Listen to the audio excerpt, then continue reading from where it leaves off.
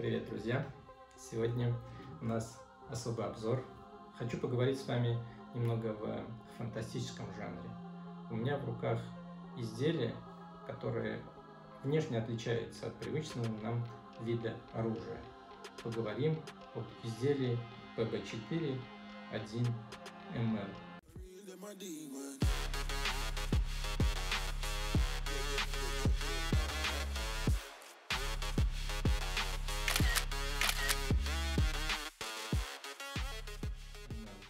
При внешнем осмотре оно напоминает либо инопланетное оружие, либо же оружие из будущего, которое пришло к нам из прошлого.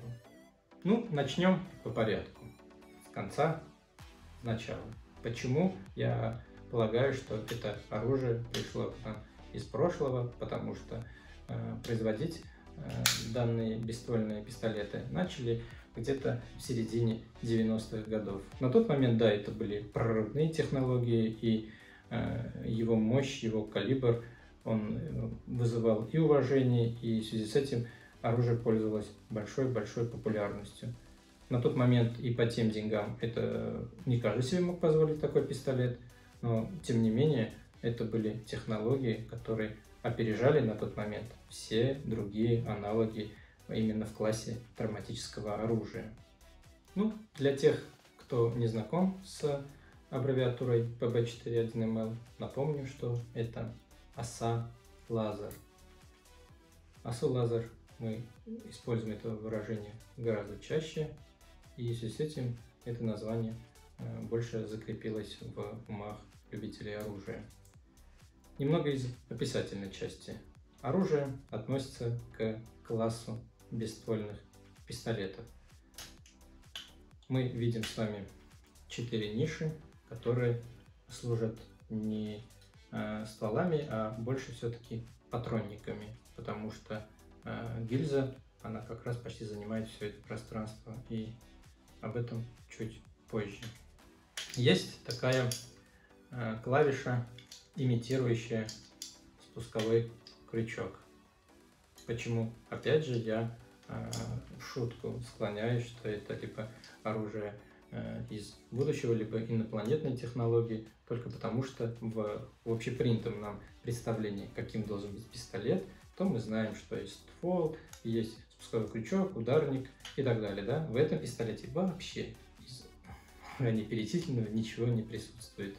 Еще также у нас рукоятка, в которой батарейка для лазера. Сейчас его можно открыть любым подручным средством, любой монеткой. Сейчас открутим, посмотрим, любой, не любой, но да, это монетка тоже нас открывает.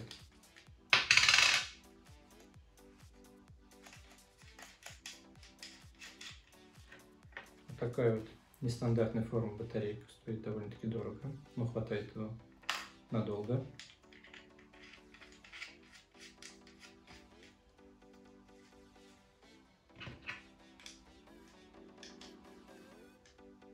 Все.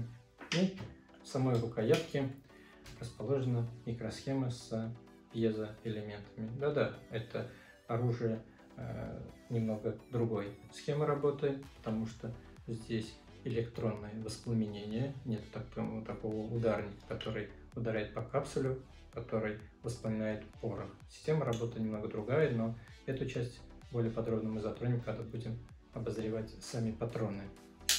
И все, в целом ничего у него нет прицельных приспособлений. Также в общепринятом понимании нету, есть одна беленькая мушечка, но лазер позволяет прицеливаться с учетом тех расстояний, которые предназначены именно для оружия ограниченного поражения. Чтобы все-таки было ясно, как же действует принцип работы данного пистолета, мы должны его рассматривать в параллели с его боеприпасами. Патрон — это алюминиевая толстостенная гильза длинная, он же ствол для пистолета. Да-да-да, то есть пуля незначительно, хоть сколько-то стабилизируется при вылете из гильзы, и это все что помогает более точной стрельбе. То есть о точности данного экземпляра говорить вообще не приходится.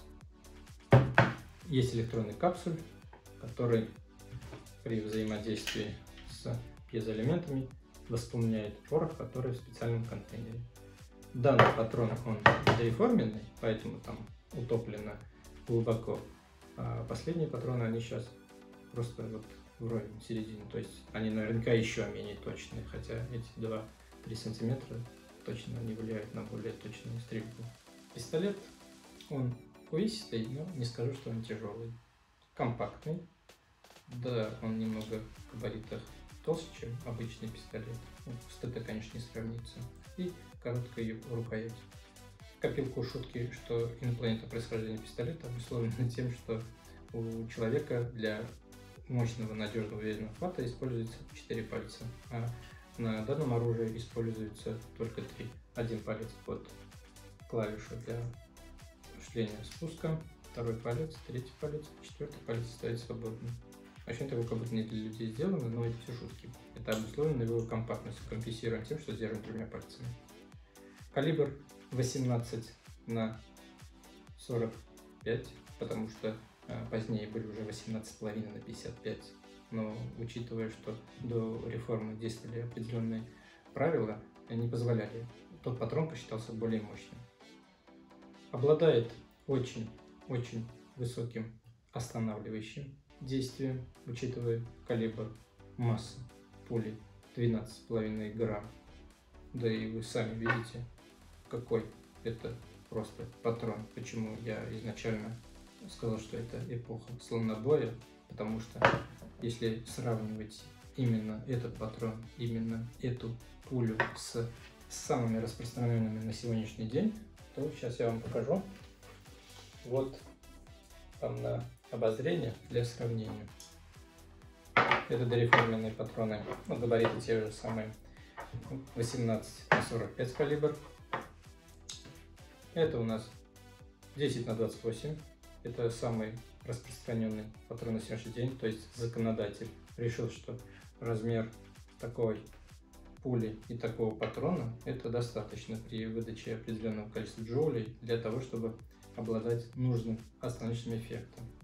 Вот, визуально мы видим, почему этот в сравнении с 10 на 28 кажется слонобоем. А если поставить еще 9 РА, то мы понимаем, что при конфликте, например, это не реклама с пистолетом Макарова, даже в перестрелке, если хулиган тоже вооружен и хочет воспользоваться своим оружием, но в целях нападения, а у вас оса, то понятно, у кого преимущество, даже если, не дай бог, и он попал в вас, и вы в него попали.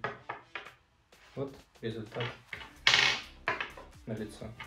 Данного бейсбольного пистолета очень много видов и разновидностей боеприпасов, чем не может похвастаться ни один другой травмат.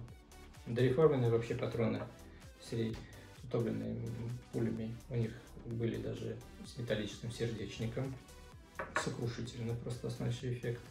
К ним еще, к таким пистолетам, есть еще боеприпасы светошумовые, как ракетницы можно было использовать, то есть богатый выбор. Другие травматические пистолеты, любые, не обладают выбором боеприпасов. Напоследок хочу добавить, что ПБ-4-1МЛ, он в калибре 18 на 45, последний в своем семействе. Дальше все пистолеты этого производителя, этого семейства, они идут уже 18,5 на 55. Поэтому эпоха слонобоя, эпоха 18 на 45 на этом заканчивается. Так же, как и наш репортаж. Если, уважаемые зрители, есть что убавить, что добавить, в чем я был неправ, обязательно напишите в комментариях. Это мне нужно, я их учту, и это поможет в дальнейшем развитии контента. А за сим прощаюсь с вами. До скорых встреч.